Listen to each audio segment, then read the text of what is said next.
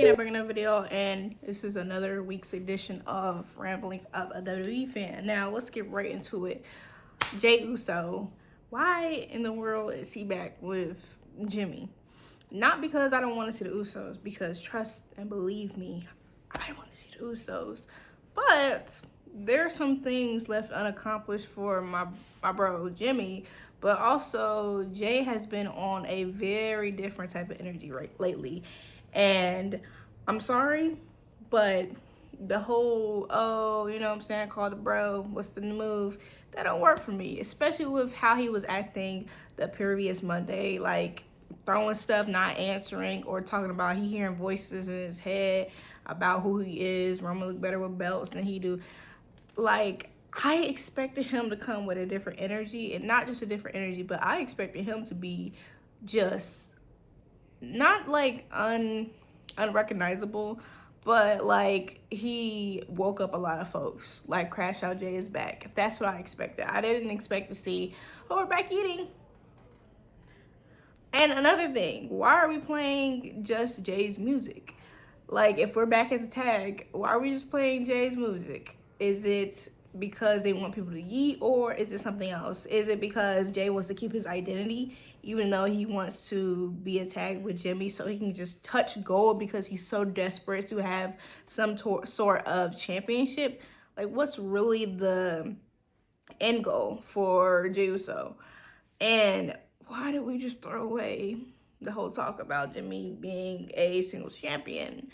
I'm not happy about that at all. I'm not. For him to not have had touch gold for himself, it's disappointing. Very disappointing. Not only that, like, he hasn't had his own storyline, nothing. Just dirt. Like, I keep talking about it, but I'm very just, because Jimmy, he got it. He really has it. Now, we talking about Jimmy and Jey. Let's talk about Roman. And not necessarily Roman, but Roman's at the point of his career where they are looking for the next version of him. And I would think if anything they learned from Roman's run, career, that title reign, you don't, even if you want to face, don't look at it as, let's get the next version of the guy before him. But they have named Braun Breaker as the next Roman Reigns, which, can't nobody be like Roman. Sorry.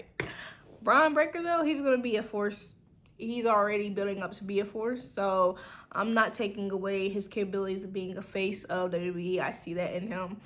I saw on Twitter about some of the faces of WWE that they need to build around, or something of that nature, and it was Braun Breaker, Obafemi, Carmella Hayes, and Javon Evans. And all I have to say to that is, imagine if that was really like the pillars, or they were building up to have those guys really steer the men's division. The views, we wouldn't be talking about no views. We wouldn't even be worrying about paying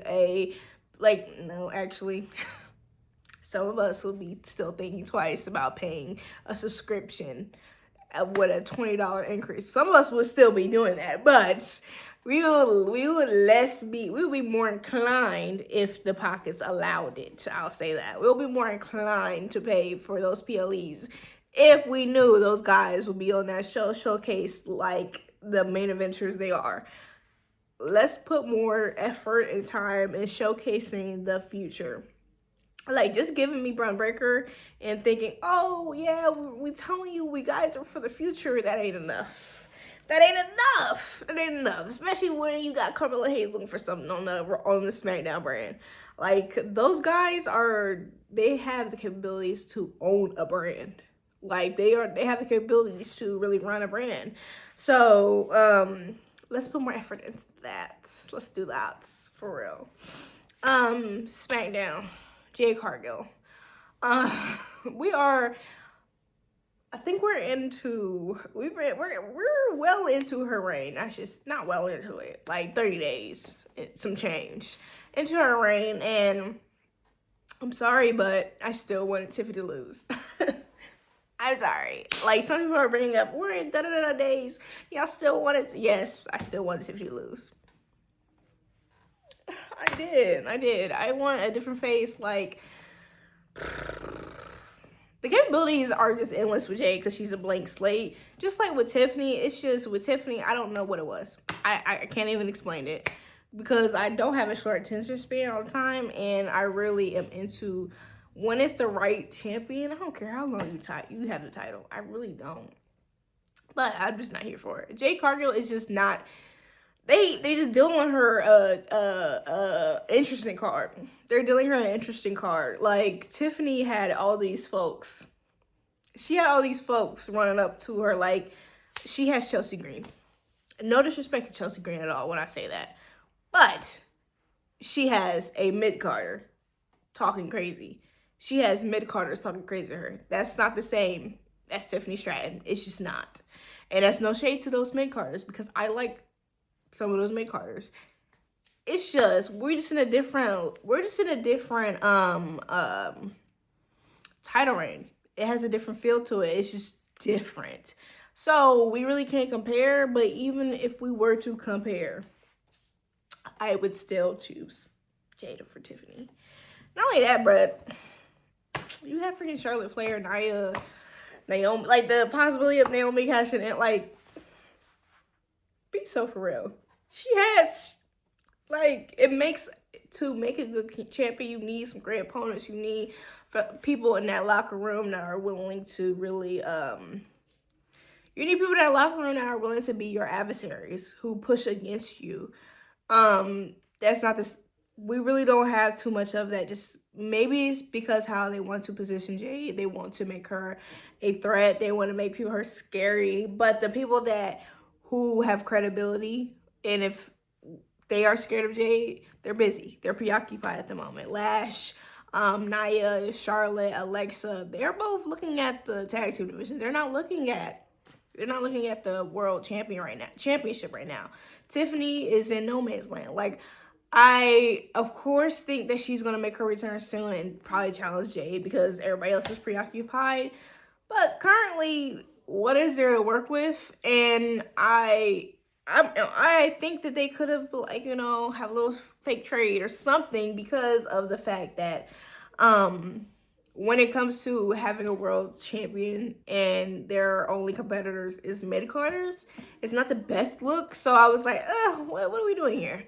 But really looking at it, there's not many people they could really put her up against.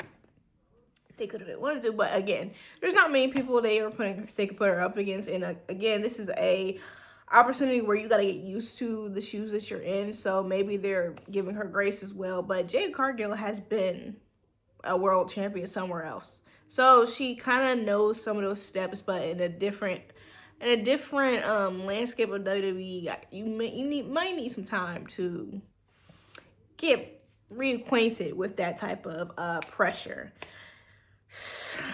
And when we're talking about world champions, let's talk about the Raw world champion. I like Stephanie McCure, and I'm rooting for her. I'm rooting for her. Now, have we made that connection yet? No, but I'm rooting for her because women's wrestling. 10 out of 10 to women's wrestling. No, I'm gonna be for real. I'm just rooting for her in general because I see what some people see in her for real. I do. Is that like they over?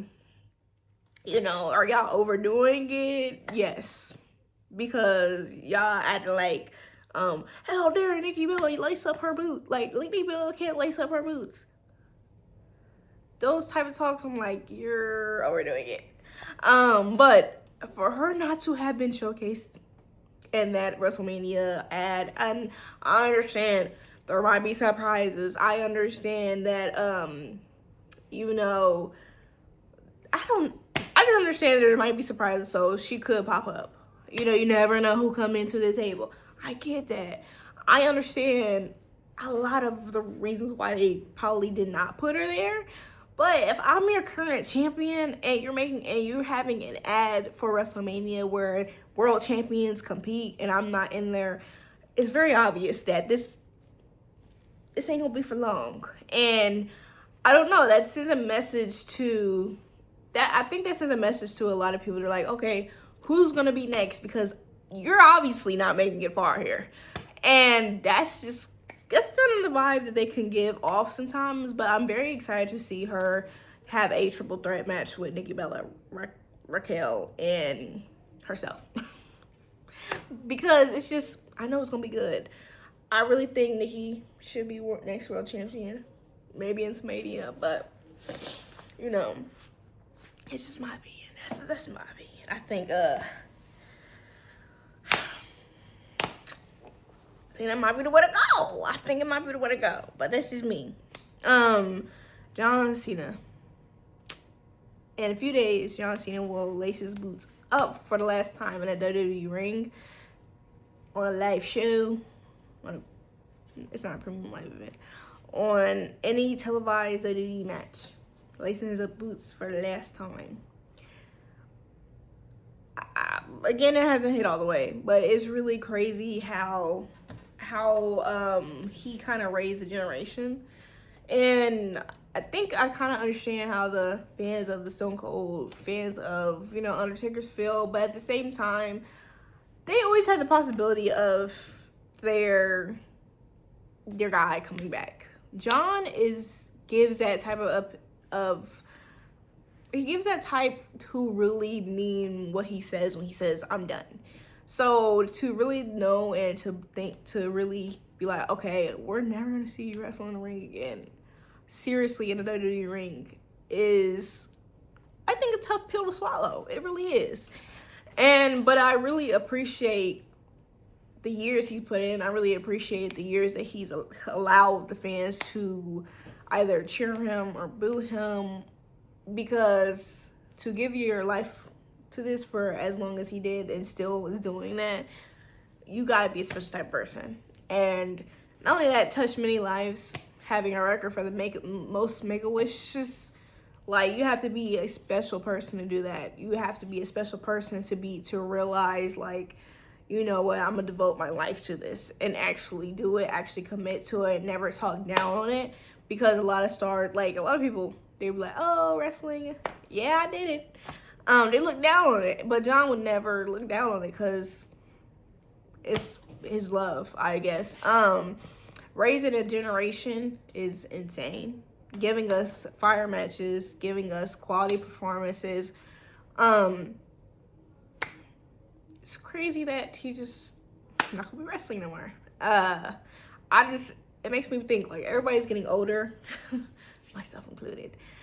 So it's kind of like scary at the same time because now it's like John is the locker room leader. So people are gonna follow behind him, and I'm just wondering who's next. How many times do I have to cry? Like, at least cluster and do something so I don't have to cry 100 times. And AJ Styles talked about leaving and how next year will be his last. So I'm not ready. I'm not ready at all. But again, very grateful for the time wrestlers put in, and not only put in, but sacrifice for our enjoyment. So thank you, John Cena. And thank you guys for watching my video. Please like, comment, share, and subscribe. And let me know one of your favorite moments of John Cena. And I'll see you guys next time. Bye.